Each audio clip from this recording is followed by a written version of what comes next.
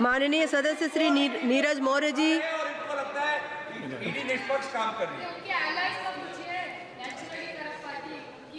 सभापति महोदया, आपने मुझे वित्त विधेयक 2024 पे बोलने का समय दिया। मैं इसके लिए आपका आभारी हूं और मैं आभारी हूं आंवला लोकसभा की महान जनता का, जिसने अपना आशीर्वाद देके हमें आपके बीच में भेजा।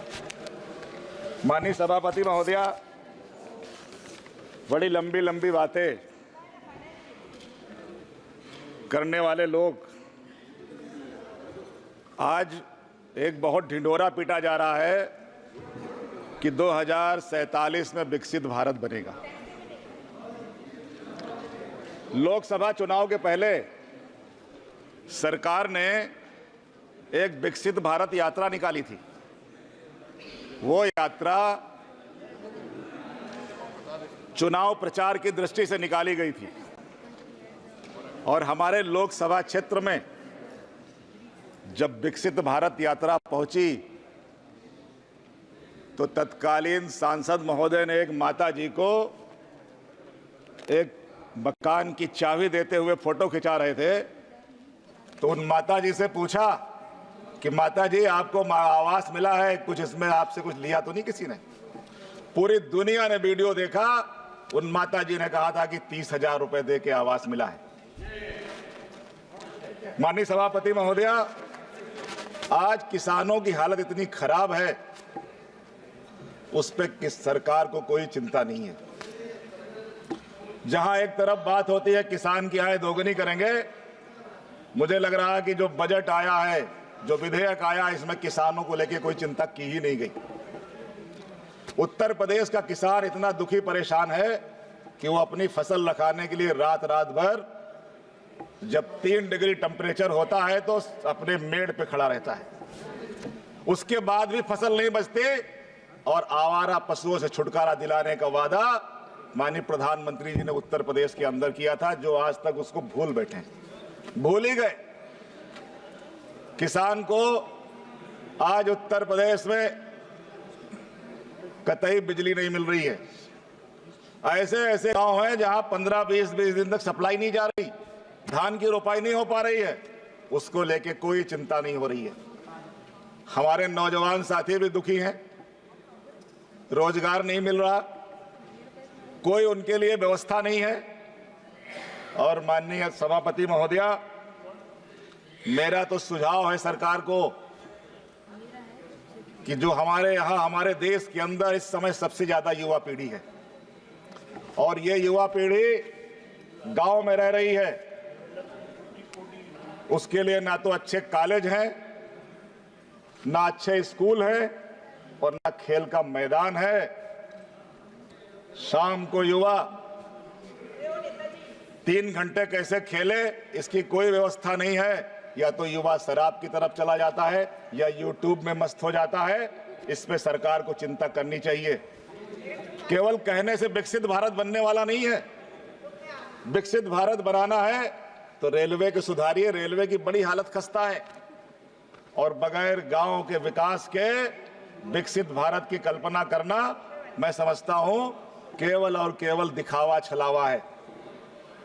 उत्तर प्रदेश के अंदर भाजपा से पहले जो सरकारें रही, माननीय नेताजी ने लोहिया गांव विकास योजना शुरू की थी और लोहिया गांव के माध्यम से गांव का विकास हो रहा था। ये डबल इंजन की सरकार कहने वाले लोग 10 सालों में एक भी गांव का विकास नहीं किया, बल्कि 2014 में जब ये आए थे तो उन्होंने कहा था सांसद गांव गोद लेंगे।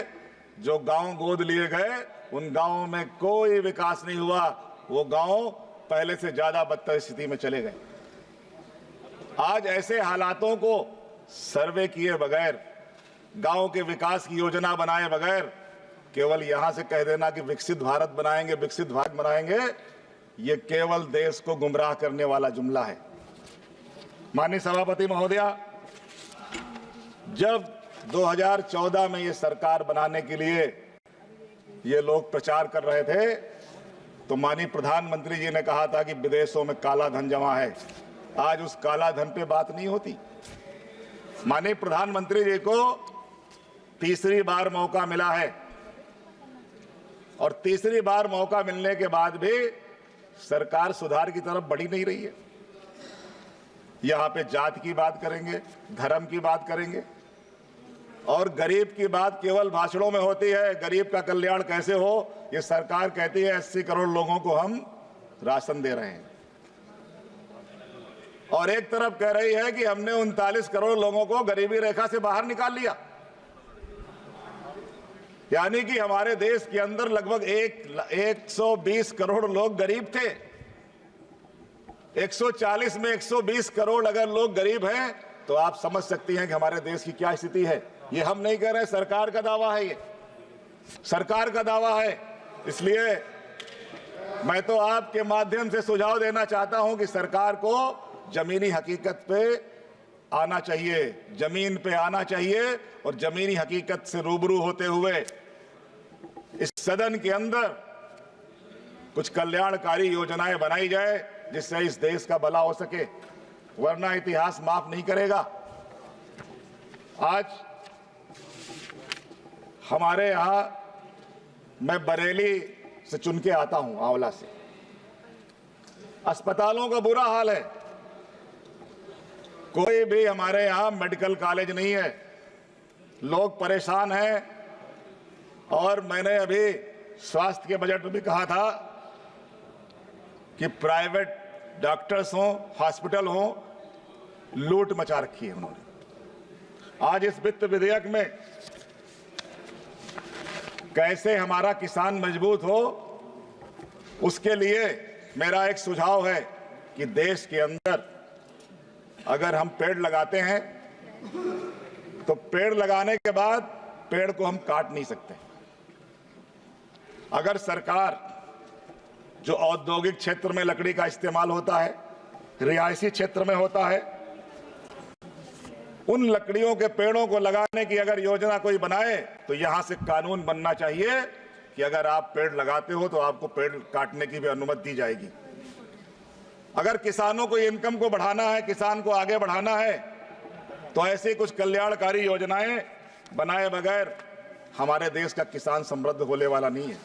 और चूंकि हमारे भारत देश की अर्थव्यवस्था पूर्णतया कृषि पे आधारित है, कृषि प्रधान देश है हम, और अन्नदाता ही सबसे ज्यादा अगर दुखी होगा, परेशान होगा, तो मुझे लग रहा है कि यहां पे बैठने वाले लोगों को भी कोई माफ नहीं करेगा। मान्यवर, उस पे तो अभी कुछ काम नहीं कर पाए, लेकिन मैं ये मांग करता हूं कि इस देश में एक शिक्षा व्यवस्था कब लागू होगी। एक देश में एक शिक्षा व्यवस्था अगर लागू कर दी जाए तो कल्याण शायद हो जाए लोगों का, क्योंकि प्राइमरी स्कूलों की स्थिति बहुत खराब है। गरीब का बच्चा पढ़ नहीं पा रहा है। गरीब का बच्चा कब पढ़ेगा, कैसे पढ़ेगा, इसकी व्यवस्था होनी चाहिए। अगर एक देश और एक स्वास्थ्य व्यवस्था लागू कर दी जाए तो इस देश का कल्याण हो सकता है। लेकिन इसकी तरफ माननीय सभापति जी, हम लोगों की पार्टी का समय अलॉट हुआ है, अभी तो 4 मिनट भी नहीं हुआ। ठीक है, 1-2 मिनट, 4 मिनट भी नहीं हुआ। 2 मिनट में कर लीजिए, 2 मिनट और से।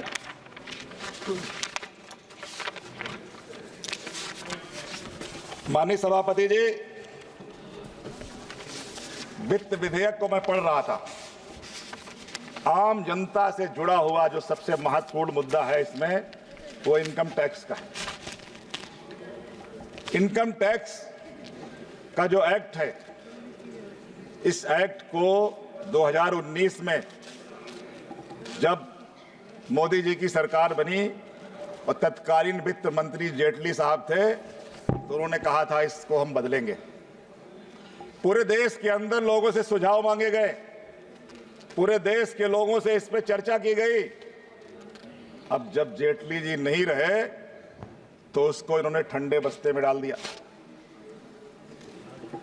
आज जो ये एक्ट है इतना जटिल है, क्योंकि इसमें बार बार संशोधन हुए, वो इतना जटिल हो गया है कि लोग टैक्स जो देता है वो इसको उलझ जाता है इसमें। इसलिए हमारी माननीय वित्त मंत्री जी ने भी अपने भाषण में कहा है, स्वयं उन्होंने अपने बजटीय भाषण में कहा है और इस स्थिति को स्वीकार भी किया है। और ये उन्होंने स्वीकार किया है, ये वित्त मंत्री की जो असफलता है वो इसमें साबित होती है। माननीय सभापति जी, वित्त मंत्री जी ने कहा है कि हम 6 महीने के अंदर इस एक्ट को रिव्यू करेंगे, लेकिन उसके लिए कोई कार्य योजना कैसी है, उस कार्य योजना के बारे में कुछ भी नहीं बताया, कुछ भी विस्तार से नहीं बताया। इसलिए इस पे गंभीरता के साथ योजना बना के सदन को विश्वास में लेके सदन में ये बात रखी जाए, जिससे आम टैक्स पेयर को कुछ राहत मिले। और दूसरा, जो अभी इनकम टैक्स का संशोधन आया है, उसमें सरकार ने कहा कि जो बचत स्कीमों के माध्यम से, चाहे वो LIC हो, चाहे PPF हो, या और कोई टैक्स की रिबेट वाली स्कीमें हो, उनसे जो लोग छूट लेते थे उसको भी इन्होंने खत्म करने का काम किया है। और इससे जो हमारे यहाँ के एक सामान्य लोग हैं, मध्यम वर्गीय लोग हैं, वो जो उनके अंदर एक बचत की भावना थी कि हम टैक्स पे छूट पाएंगे इसलिए कुछ बचत कर ले, उसका भी इस नई टैक्स प्रणाली से नुकसान हुआ है। इसलिए इसको भी दोबारा इस पे विचार करना चाहिए। मानवर 2 मिनट और दे दीजिए। और जो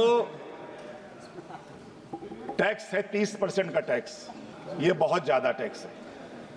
कारपोरेट से 25% टैक्स लिया जाता है, और एक जो आदमी एम्प्लॉय है जो काम कर रहा है, कम आमदनी है, उससे 30% लिया जा रहा।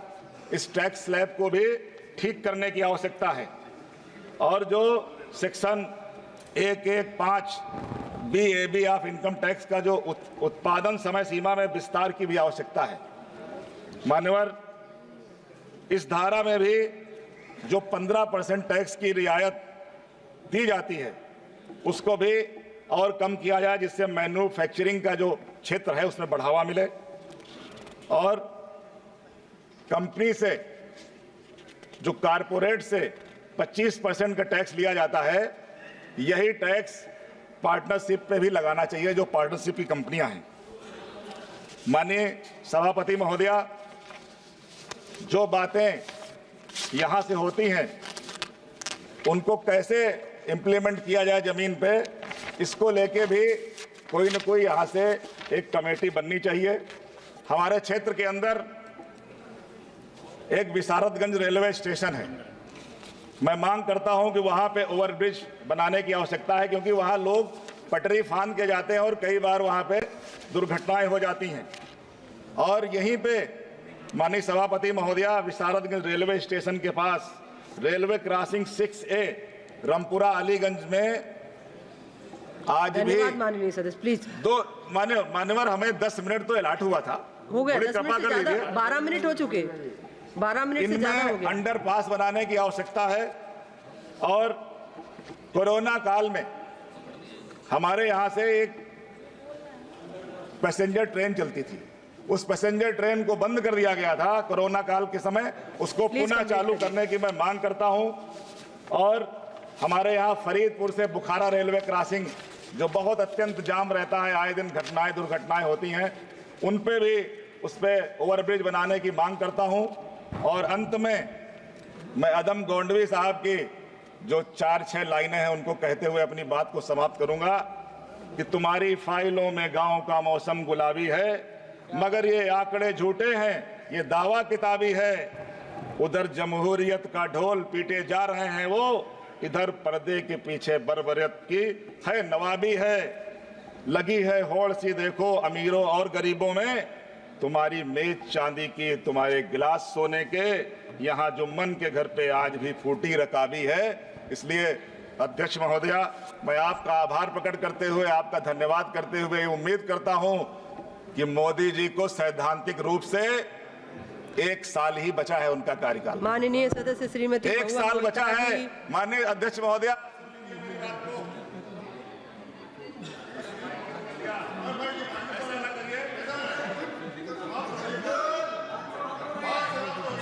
अरे 2 मिनट दे दीजिए, आपका समय हो गया। बोलिए माननीय सदस्य, प्लीज बोलिए।